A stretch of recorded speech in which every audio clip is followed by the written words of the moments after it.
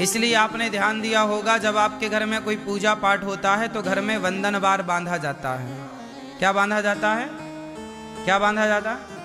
वो पत्ते काय के होते हैं? कलश माताएं उठाती हैं तो कलश में पत्ते काय के होते हैं? आम के। वंदनवार भी आम के पत्ते का बांधा जाता है और कलश में भी पत्ते आम के ही रखे जाते हैं। क्यों? कोई सवाल कर दे कि आम के पत्ते ही कलश में क्यों और वंदनवार में आम का ही प्रयोग क्यों? अशोक का भी प्रयोग होता है पर विशेष आम के पत्ते ही बांधे जाते हैं। तो आम के पत्ते क्यों? क्योंकि आम काम को नाश करने वाला है। आम के वृक्ष पर ही कामदेव बैठे थे और शंकर जी ने उसी पर शंकर जी ने काम को जलाया।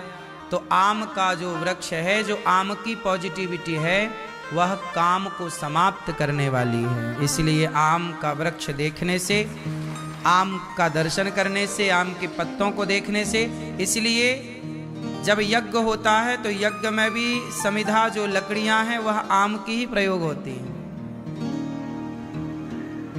यज्ञ में कौन सी लकड़ी प्रयोग होती है? आम की। क्यों? क्योंकि आम काम को नष्ट करने वाला है। आम के वृक्ष पर बैठा काम तो जल के भस्म हो गया। आम के पेड़ पर बैठा काम तो जलकर भस्म हो गया। तो आम काम को जलाकर भस्म कर देता है। इसलिए आम की लकड़ी और आम का वंदनवार पत्ते का बड़ा प्रयोग होता है। तब से काम डरता है आम पर बैठने से।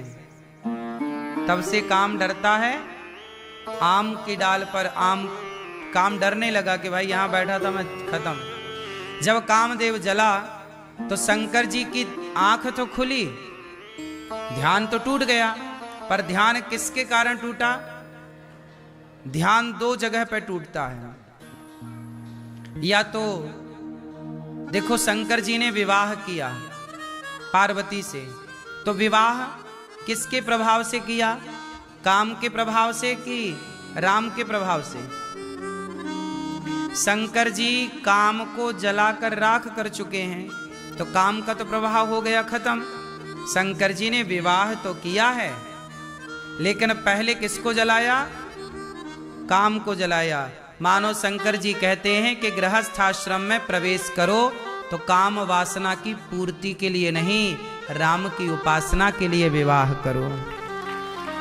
काम को जलाकर विवाह करो। पहले शंकर जी ने काम को जलाया, फिर विवाह किया। काम के प्रभाव से नहीं, राम के प्रभाव से। क्योंकि पत्नी सहयोगी है। अभी एक हैं, एक से भले दो, तो दो होंगे तो दोनों एक दूसरे को रोज भगवान का गुणगान सुनाएंगे। इसी बहाने दोनों के मुख से भगवान की कथा निकलेगी, दोनों भगवत चिंतन करेंगे। इसी तरह गृहस्थाश्रम होता है कि हम दिन भर पत्नी को भगवान के बारे में बताएं, पत्नी भगवान की चर्चा करे। इन्हीं अच्छी बातों में, अच्छी चर्चा में दिन रात बीते। इसलिए विवाह होता है एक से भले दो।